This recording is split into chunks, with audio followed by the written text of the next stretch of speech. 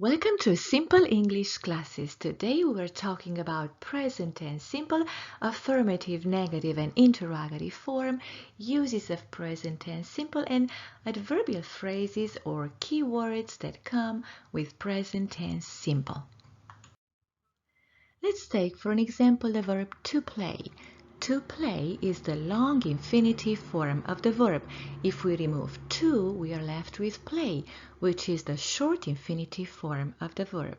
This is what we're going to use for present tense simple. Here is the affirmative form. I play, you play, he plays, she plays, it plays, we play, you play, they play. As you can notice, the verb stays the same except for when the subject of the sentence is he, she, or it. This is the third person singular. It could be Tom, Jane, the cat. That's when the verb takes the ending s. He plays, she plays, it plays. However, there are some verbs which for pronunciation and spelling reasons cannot simply take the ending s for the third person singular. They need to take the ending es. And here are the verbs I'm talking about. Verbs ending in double s will take the ending es for the third person singular, like in miss, misses. Verbs ending in sh, like wash, washes. Verbs ending in ch, like watch, watches. Verbs ending in x, like makes, mixes. And verbs ending in o, like do, does, go, goes. They all need to take the ending es for the third person singular. Another spelling rule we need to be aware of with present tense simple third person singular, the affirmative form, refers to verbs ending in y. And here we have two groups. Verbs ending in y preceded by a vowel, in which case we simply add s with no other change to the verb, and verbs ending in y preceded by a consonant, like cry, dry, in which case y is replaced with I, and we add the ending es, like in cries, cries, and dries, dries.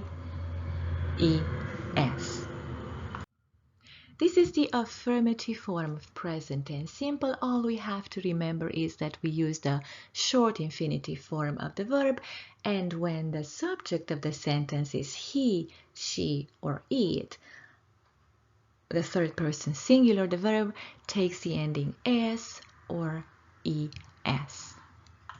Let's talk about the negative form of present tense simple. In many languages, it is very easy to build a negative form of a verb by simply adding a negative word before or after the verb, or framing the verb with a negative phrase. In English, for present tense simple, we need an auxiliary verb or a helping verb to help us build the negative form. And the auxiliary verb for present tense simple is do. Here is how we build a negative form of present tense simple. We're going to need the subject of the sentence, the auxiliary do plus not plus verb.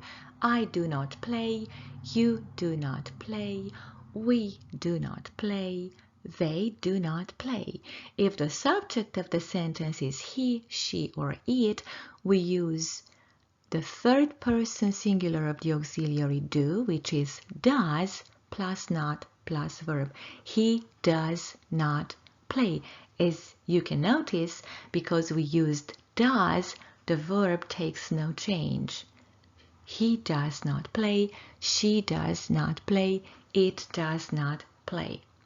Now, I do not play, he does not play are the long forms of the negative, which are mainly used in written academic English. In spoken English, everybody uses the abbreviated forms of don't and doesn't. I don't play, he doesn't play. As you can see, it is very easy. We simply put don't or doesn't in front of the verb. Just remember, for the third person singular, we use doesn't or does not, and the verb takes no change. It's now time to talk about the interrogative form or questions. There are two types of questions. Closed questions that usually get a yes, no answer, like in, do you live here? Yes, I do, or no, I don't. And open questions, which open the conversation, usually start with an interrogative word, ask for more specific information and get a more elaborate answer like, where do you live? I live in Paris. Here is a list of the interrogative words or question words that I usually name WHH words for short because they all start with either WH or H, like who, whose, whom, which, where, when, why, what, how, and phrases like what time, what kind of, or how much, how many, how long, how far, how old. Let's talk about the closed questions. Here are the building blocks for a closed question. We're going to use the auxiliary do and does for the third person singular, plus subject, plus verb. Do you play tennis? Yes, I do. Or no, I don't. Do they play tennis? Yes, they do. Or no, they don't. For the third person singular, we use the auxiliary does. Does she work in a bank? Yes, she does. No, she doesn't. And please notice that if we used does, the verb work does not receive the ending s. Does she work in a bank? As you can see, the interrogative form in English might be different from your native language in case all you do is make an inversion between subject and verb, or just add a question mark at the end of the sentence and change the intonation of the sentence.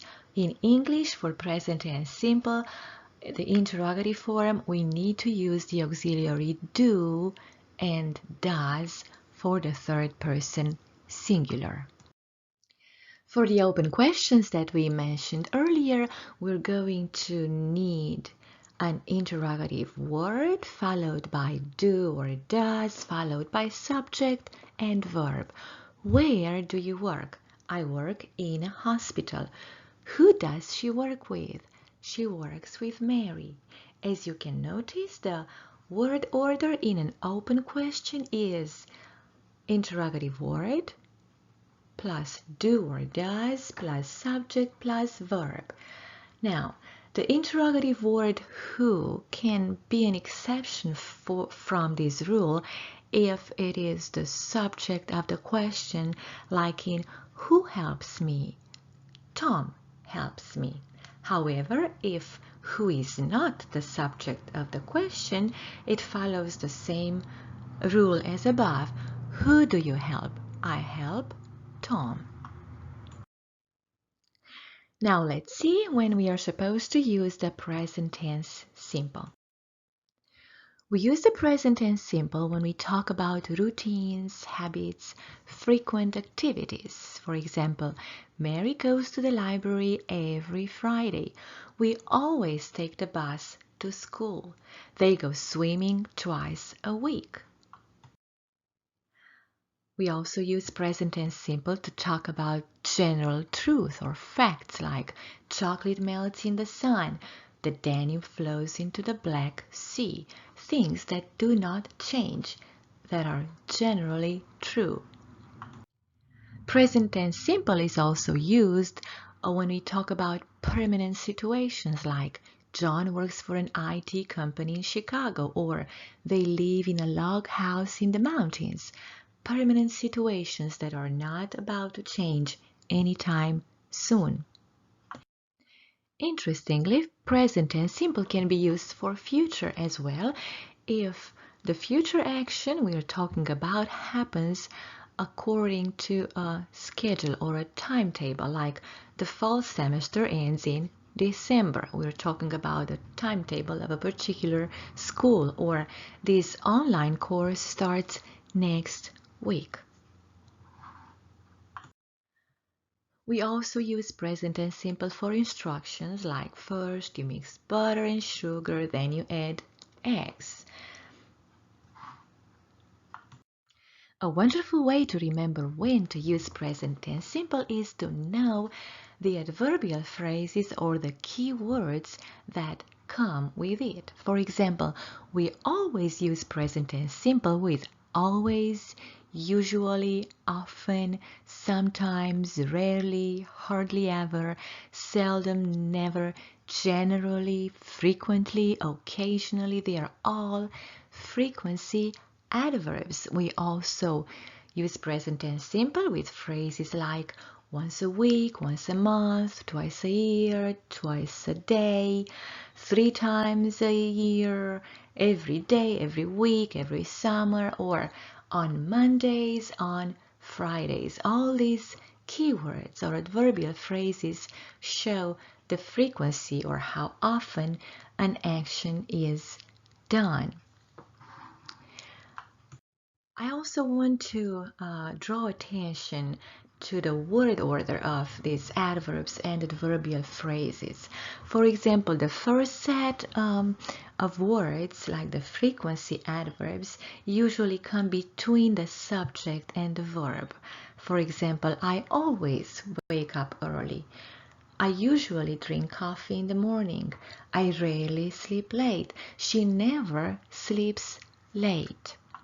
Words like sometimes and occasionally are a bit more flexible because you can find them between the subject and the verb or at the beginning of a sentence, like sometimes I watch TV in the evening, or I sometimes watch TV in the evening. Occasionally they take the bus to work. They occasionally take the bus to work. On the other hand, words like generally, regularly, and phrases with every day, once a year, twice a month can be found at the beginning or at the end of a sentence. He goes fishing twice a month. They visit their grandparents regularly. Generally, they stay home at the weekend. Thank you for listening to the end of this lesson. I hope you learned something new. For more lessons like these, please subscribe to Simple English Classes. Have a blessed day.